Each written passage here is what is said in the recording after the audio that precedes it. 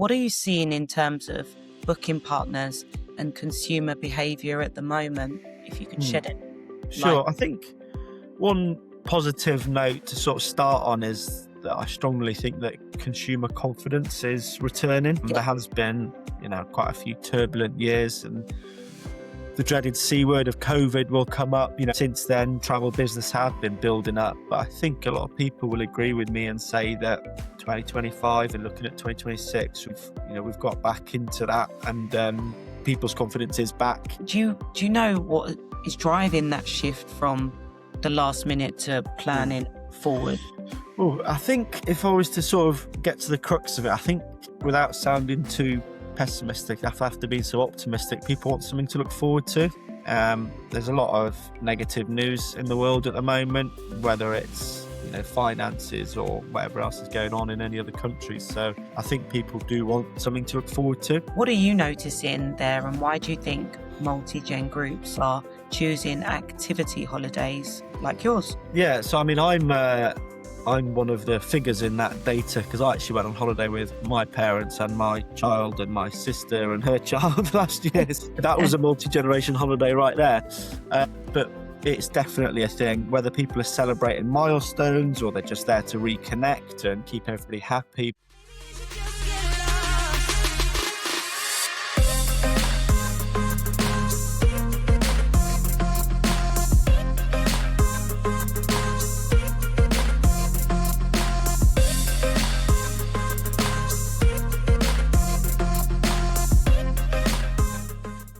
Hello, everybody, and welcome back to the Travel Leaders Podcast. I'm your host, Gemma Zinyama, the founder of Travel Insights AI, where we share honest conversations with people building the future of travel, far beyond the standard PR headlines. So today I'm joined by Alun, founder of Beyond Beach, an activity holiday company that offers water sports, fitness and wellness breaks in some of the less commercialized corners of Greece and France, places like Kefalonia, Evia and the French Alps. Beyond Beach has grown steadily, picked up recognition like the British Travel Award, and recently started offering ATOL protected flight inclusive packages. But it's also had to navigate some serious headwinds, from Brexit, staffing, headaches to shifting consumer behaviours. So without further ado, I'd like to welcome Alun to the podcast. It's really great to have you here. Thank you, Gemma. Great to be here. Thank you so much. So to start us off, and for anyone who hasn't come across Beyond Beach before, how do you describe what you do and who are your holidays really for? Sure. So Beyond Beach, I guess, the sort of, without trying to sound too cliche, it's very much family-focused activity holidays. We offer a whole range of activities for everyone, from kids to grandparents, so everyone can enjoy their sport or their activity in their own time. Our trips are designed for families and couples and groups, and we basically want to bring everyone together to do these fantastic sports that we enjoy and make it as hassle-free as possible. We have a real great team of people in Greece that offer sailing, windsurfing, wingfoiling, yoga, mountain biking, road cycling. There really is something for everybody. And we kind of really do pride ourselves on bringing people together within sort of their own groups, whether that's families or friends, to kind of just have a great time and make some good memories and take some nice pictures of doing these activities. Okay. So what does a typical week, would you say, with you feel like for guests? A typical week would obviously start with arriving in a very sunny, warm Greek island, or the French Alps, typically very sunny and warm in the summer. Welcomed by our team there. We have a big team of water sports instructors. There's about 15 instructors at each water sports centre, and then we have our yacht teams that there's instructors, skippers, engineers there, all welcome the guests. And then the week sort of start with an introduction to the sports or activities or holiday they're going to do. And then we do have a set sort of schedule for the week for the guests, which can incorporate different sports from mountain biking, yoga, sailing, as I mentioned. Some people might have done these already. Some people might not have done these already. So we have in there beginner lessons, taster sessions, expert advanced sessions. If you're new to yacht sailing, we have a complete, a course basically set out for people who want to come and do some yacht sailing in the sunny weather of the Greek islands rather than on the south coast of the UK. It's always nicer to do it in the Yeah, sunshine. And there's lots of sort of guest and staff interaction going on all week, whether that is sort of awards at the end of the week or welcome drinks at the start of the week, dinners throughout. We sort of pride ourselves on bringing everybody together, as I said, to have a great time. that sounds great. It sounds also like you're building community as well. And I'm sure a lot of the families feel more bonded by the end of the week and the experience. It sounds like this is something me and my family could definitely Yeah, do with from the chaos of everyday life. I'd also love to go back a bit. What was the original idea behind Beyond Beach and how has it evolved into the mix of like water sports, fitness, and sort of sure. wellness holidays that you're running now? Yeah, I mean, it all started with yacht sailing. That is our roots. That's where we started in the Greek islands on Kefalonia. We had our introduction to sailing, where people can come and they can learn how to sail a yacht with our instructors. That's how it all started, with a couple of yachts on a Greek island. And then the yacht side of it started to grow. So now we have 4 yachts on that product. And then we have a 6 yacht flotilla that goes around the different Greek islands. And in 2016, we decided there was a market for the beach clubs. So we opened up our first beach club on Kefalonia, which swiftly followed a second beach club on Kefalonia. And the popularity just grew and grew and grew. It mainly started with just dinghy sailing and windsurfing on the beach clubs. People are definitely, and have done over recent years, look for more value out of their holidays. So the way we can do that is offer more for people to do on their week's holiday. So we, throw in the paddleboarding, the wing foiling, the yoga, the mountain biking, the road cycling. It really has just sort of grown over the years into this multi-activity, family friendly, I'll keep saying that, but holiday for everybody. Yeah. But the crux of it was yacht sailing. Everybody that is part of our sort of senior leadership team or head office team are all water-based people or mountain-based people, whether that's skiing, climbing, running, surfing, windsurfing. We all do that, and that's what kind of gives us the buzz to kind of pass that on to people. Yeah, and it's nice. It sounds also like you do listen to the customer when people are saying there's a demand for something and people are showing genuine interest in, a new activity, you are implementing it. So that's great to see with your expansion. And why choose less commercialized areas in Greece and France rather than the big obvious resorts? Well, I think kind of the answers in the question there, the big and obvious, we we're a company that doesn't want to do that. There is competition, and there's always healthy competition in any business. But we do find our competitors are at those, what I would say, maybe commercialized areas of these countries. There are certain islands in Greece that do have a lot of tourism. There are certain areas of the French Alps that have a lot of tourism. So for us just to go, a few hundred miles away to somewhere that is really, really Greek, really authentic, same climate, really great beaches, amazing food, amazing people, but it's somewhere people can tick off the list. Yeah. I'm lucky enough, and some of us are lucky enough to discover these places by traveling around to discover these places. So, and when you come across somewhere will work, it is really special. So the why is because we don't want to be, just on that same flight route to the same island as people. If the transfer route is slightly different, which it is at one of our places, we'll make it work. We work with transfer providers, ferry companies, to get people where we think is the best place for them to have their holiday. And the French Alps in the summer is super, super busy. And we've got a nice little satellite village called Vosgene, which is near a big ski area. It's the Alpe d'Huez ski area, but it's just this beautiful, quaint alpine town, south facing, loads of sun, great lift access, great activities, but it's a lot quieter than your Morzines or your Chamonix in the French Alps, which are great places, but are very, very busy. Yeah. No, I completely understand that. Definitely. I think you need to know where you're going. So the fact that you give that offering is really good to know that there are some off the beaten track places. You've also had some really interesting milestones recently. A Oh, successful launch of French summer alpine yeah. holidays. Yeah, um, correct. Yeah. which are huge. And the new Greek beach club you mentioned that grew further in 2025. And of course, the British Travel Award and ATOL protected flight inclusive packages. So when you look back at the last couple of years, what are you most Proud of? Well, that's a good question. The last 2 years, and particularly 2005, have been massive for Beyond Beach. We've all put in a lot of work, and we can safely say that we're reaping the benefits of that purely just through feeling proud of what we've done. But I think the biggest thing for me, there's probably two answers here. One is the new beach club, because I was very heavily involved with the setting up of that, and the second one is the Alpine Club, which was a completely new product that we launched. We knew what we wanted from it, and we all love the Alps, summer and winter. We spend a lot of time there, and again, a bit like the answer for the undiscovered places, we wanted people to experience it as well.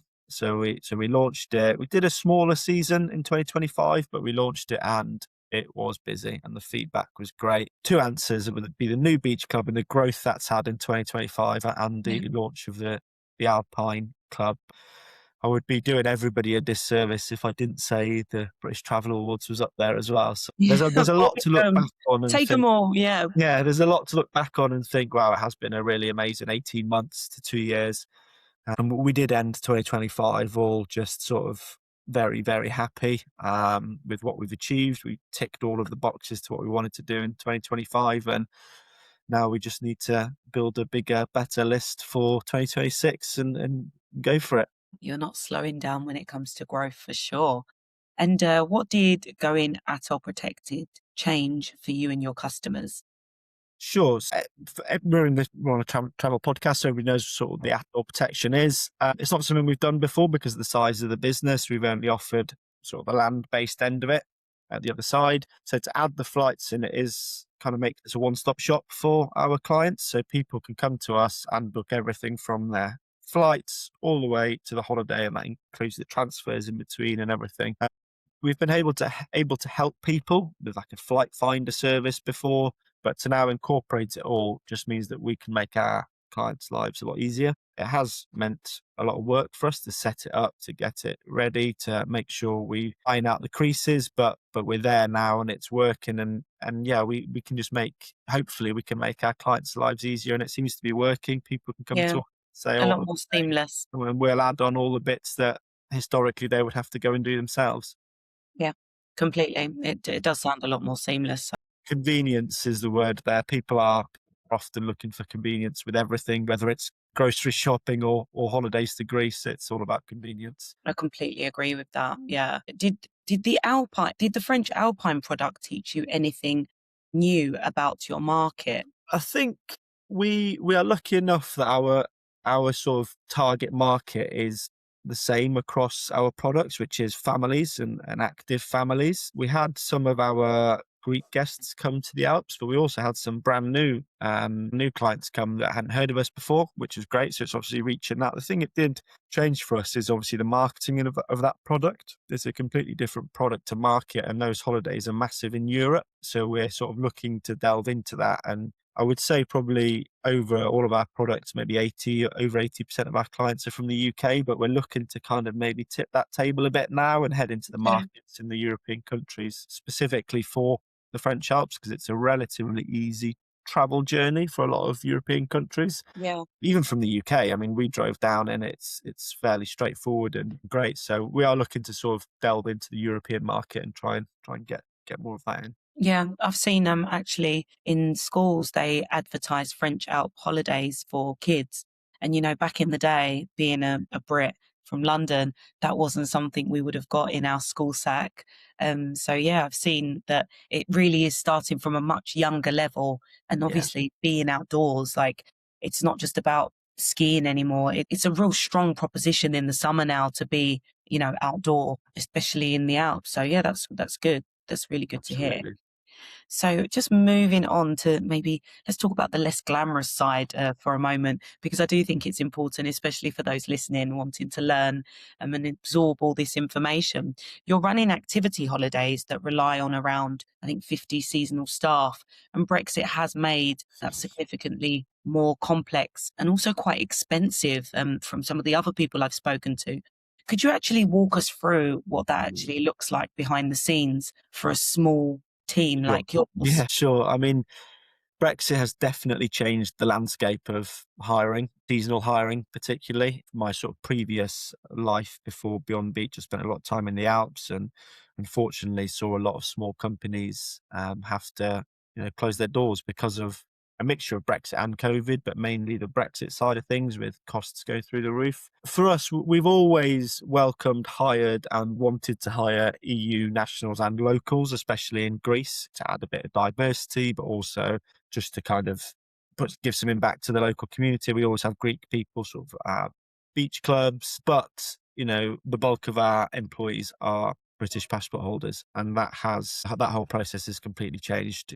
Gone are the days where you could get on a flight, go to Greece, and not come back for 6 months because you found a bar job or you found a job on a nice beach somewhere. You can't do that anymore. So there is a lot of administrative tasks and costs for us to hire UK and British passport holders. And it kind of strikes a personal chord with me because I was one of those people that got on a flight and went to France and made my way to the Alps and didn't come back for 7 years. But for young people now in the UK, it's not an option, which kind of really does play on my mind. So we've kind of absorbed a lot of cost, a lot of administrative tasks to get young British people out to these places to work, to experience it. And I mean, it works for us because we have, as I said, 80% British clients. The bond is there through cultures and where they're from. The language is there. So it does work well, but undoubtedly has caused us headaches. A lot of adapting and having to navigate a new normal, of course. Sure. I mean, yeah, we're talking about young people that are having to get work visas for these countries, and that for them, if you're 19 years old, they've got we supply them the paperwork, but they have to go to the British Embassy with their passport. It's a lot of admin for them as well as us, so it's definitely not straightforward. What we're learning is to become a bit more proactive with the recruitment, a bit more strategic with how we recruit, when we recruit. And we've got a nice mixture of EU passport holders and British passport holders, so we cover all bases and have a nice, diverse Okay. group on the beach, which is fantastic. Okay, great. And so, on top of the operational side, you're also navigating, a tough sales environment. There is lots of competition, and customers, understandably, being cautious with their spending. What are you seeing in terms of booking partners and consumer behavior at the moment? If you could Hmm. shed any light. Sure. I think one positive note to sort of start on is that I strongly think that consumer confidence is returning. Yeah. There has been, quite a few turbulent years, and the dreaded C word of COVID will come up. Since then, travel business have been building up, but I think a lot of people will agree with me and say that 2025 and looking at 2026, we've got back into that, and people's confidence is back. It's coming back in a more considered way for sure. People are definitely still very value conscious, but this might be a bold statement, but I think family holidays is moving into the non-negotiable category for families. Absolutely. I'm backing you with that. I hope my husband's So listening. yeah, um, but I think what it does mean is people are planning ahead more. Yes. They're booking further in advance. It's no longer last minute holiday deals. It's where's my next family adventure or where's my next family experience. Let's book it now and plan ahead for it, which is great. There was a couple of years where last minute was the trend. People were booking later, which is scary for a small travel business. Of course, we've set up this huge operation overseas, and people are booking, very very close to the start date, which is scary. But now the tables have flipped slightly with that, which is great. Yeah. You also mentioned actually that positive news that bookings for 2026 are already looking strong because people, are putting down deposits earlier. Do you know what is driving that shift from the last minute to Hmm. planning forward? I think if I was to sort of get to the crux of it, I think without sounding too pessimistic, after being so optimistic, people want something to look forward to. There's a lot of negative news in the world at the moment, whether it's finances or whatever else is going on in any other countries. So I think people do want something to look forward to, and if they can find an experience or a holiday that encompasses the whole family and keeps everybody happy for 1 week, 2 weeks, or however long they want to go, then they're willing to sort of plan ahead and do that. The other side of that, of course, is financial planning. I think people can put a deposit down, and then they have 6, 7, 8 months to sort of plan their finances around paying for that holiday. Yeah, so they're definitely two things we are noticing, and I think are having an impact on it. Okay. And on one trend that you mentioned and that I've also seen that really caught my attention is actually the rise of multi-generational travel. You Mm. know, grandparents, parents, kids all traveling together, which is really, really nice. What are you noticing there, and why do you think multi-gen groups are choosing activity holidays like yours? Yeah, so I mean, I'm one of the figures in that data because I actually went on holiday with my parents and my child and my sister and her child last Oh, year. did So you? that was a multi-generation holiday right there. But it's definitely a thing, whether people are celebrating milestones or they're just there to reconnect and keep everybody happy. But we are seeing more and more of it, and it is amazing. You know, there's these big groups of 10 people, 10, 15 people come in and just having an amazing time, seeing people from sort of 4 years old up to, 80 plus taking part in these activities. It is driving, one thing it is doing is changing the demand on what we offer. And I think other companies will agree. We have to offer something for everybody. And we're lucky enough that the sports and activities that we offer, do have a wide area for people to kind of, whether you're a complete beginner or whether you're 4 years old and you want to just jump in the sea, or whether you want to learn and nail down a new sport. We offer the whole thing, but it is super exciting for us because we do, some of them are return clients, whether it's someone in the middle of that multi-generational family saying, Mum, Dad, come, you're coming with the kids. And we're really excited by it. We're offering a new thing we've offered over the last few years is like school trips as well. And off the back of that, the kids are going back telling their parents how fantastic the holiday is. Then the next thing, the parents are bringing them. So it is great. And yeah, the whole multi-generational travel, again, I think it boils down to people wanting value and experiences over just a sort of a relaxed sunbed holiday. I think Yeah, it I was. would agree with that. We actually went on the Disney cruise last summer and we took my mum, and I thought it was going to be the kids that were, completely mesmerized, but it was actually my husband going to, I mean, Broadway shows on a ship, and just my mum being able to go to bingo, but also just lounge in the adult only area. So for me, it really surprised us how much that became one of our best holidays of Yeah, last year. So, and I think it also boils down to, in a post-COVID world, being kept away from the outside and being able to connect with your family and your friends like we're fortunate to be able to do now. I think you do want to make as many memories. We feel like we never know what's around the corner again. So I completely agree with you with that. And that's actually great to know that you've got the whole families that can go along to your activities. yeah, no, it is great, and seeing it firsthand, and you got for the grandparents, it must be amazing seeing their children and their children's children having that fun and all just sort of smiling in the sunshine. It is great Yeah. to be a part of that, and to be a business that's sort of offering and fully involved with that is fantastic. That's really good. That's really good. So I'm going to go on to one of my favorite questions, which is the magic wand. All So right. if you have a magic wand and you could change anything about the current environment for businesses like yours, and whether that is staffing, regulation, competition, or consumer behavior, what Mm. would you change and why? Good question. I think the first one would be around consumer behavior. I'd like to change, or definitely have a go at changing people's perception that booking online is always cheaper or better. I disagree. From a small travel business, we have an amazing sales team at the end of the phone, and we can offer the expertise, the protection, the personalized service. And I think all of that in the end will save the clients time, effort, and money. Yeah. We live in a very online world where you buy your shopping online, you buy your food online, you buy your clothes online, you buy a new phone online. People buy holidays online all the time. But if people were sort of more keen to pick up the phone and speak to people, they'd probably find it a lot easier, especially when there's a lot of moving parts with flights, transfers, activities.